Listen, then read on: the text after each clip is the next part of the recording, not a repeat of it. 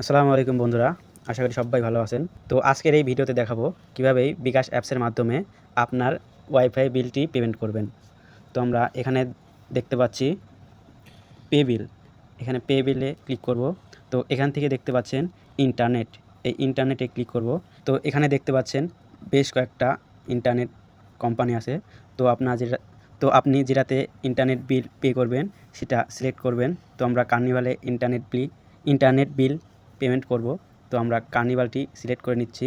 তো এখানে গ্রাহক আইডি নাম্বার, তো আপনাদের কার্নিভাল থেকে যে ইন্টারনেট আইডিটা দিয়েছে, তো কার্নিভাল থেকে যে ইন্টারনেট আইডিটা আপনাকে দিয়েছে সেটা এখানে বসিয়ে দিবেন। সেটা হচ্ছে, তো দেখতে পাচ্ছেন উপরে গ্রাহক আইডি নাম্বার আর নিচে আছে কন্ট্যাক্ট নাম্বার। তো আমরা এখানে গ্রাহক আইডি এবং কন্ট্যাক্ট নাম্বার দিয়ে পে বিল করতে এগিয়ে যান, এখানে ক্লিক করব। তো দেখতে পাচ্ছেন আমাদের কত অ্যামাউন্ট আছে সেটাতে ক্লিক করব। তো আপনার যে অ্যামাউন্ট বা মাসিক বিল সেটা বসিয়ে দিবেন। বসিয়ে দিয়ে এই ডাইন পাশে তীর ট্যাপ করবেন।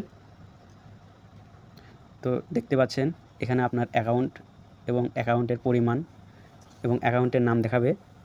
তো পরের ধাপে যেতে ট্যাপ করুন, এখানে ট্যাপ করে দিলাম। তো তারপরে আপনার বিকাশের পিনটা চাবে, আমার পিনটা আমি তো দিচ্ছি, আমরা আপনার পিন এখানে আপনি দিয়ে আমাদের দিবেন। বিকাশ পিনটি দিয়ে কনফার্ম করুন। এখানে কনফার্ম করলেই, এখানে ট্যাপ করে রাখলেই আপনার কার্নিভাল বা বিভিন্ন কোম্পানির ইন্টারনেট বিল পেমেন্ট করা হয়ে যাবে।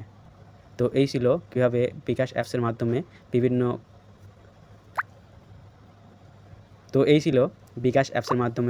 বিভিন্ন ইন্টারনেট কোম্পানির বিল পেমেন্ট করার সবচেয়ে সহজ নিয়ম। তো ভিডিওটি ভালো লাগলে অবশ্যই লাইক, কমেন্ট, শেয়ার করুন।